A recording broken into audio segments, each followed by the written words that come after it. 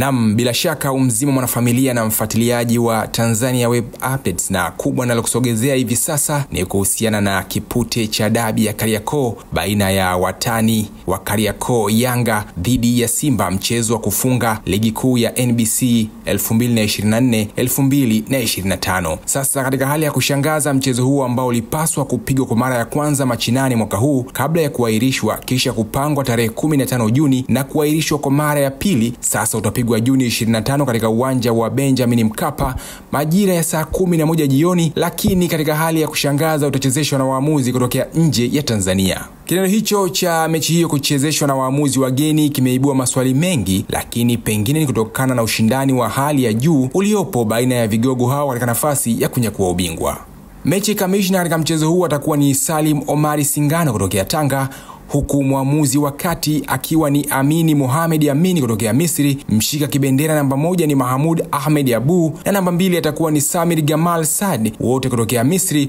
huku mwamuzi wa akiba akiwa ni Ahmed Maharus, naye vile vile kutokea nchini Misri. Mpaka sasa katika msimamo wa ligi, Yanga yupo kileleni akiwa na alama zake 79 baada ya kushuka dimbani katika michezo 29, huku Simba Sports Club wakiwa nafasi ya pili wakiwa na alama zao 78 baada ya kucheza michezo 29 katika ligi yenye idadi ya michezo 30. Ushindi wa aina yoyote ama sare kwa Yanga moja kwa moja utawapa nafasi ya kutangazwa mabingwa wapya wa ligi kuu ya Tanzania bara kwa mara ya 4 mfululizo, huku Simba wakihitaji matokeo ya ushindi tu ili kubeba ubingwa ambao tayari wamekwisha ukosa kwa misimu 3 mfululizo. Usiache kusubscribe, kushare, kulike na kucomment ili uwe wa kwanza kupata taarifa mbalimbali kutokea hapa, lakini pia usiache kutupa maoni yako kuhusiana na mechi hiyo kuchezeshwa na waamuzi wageni.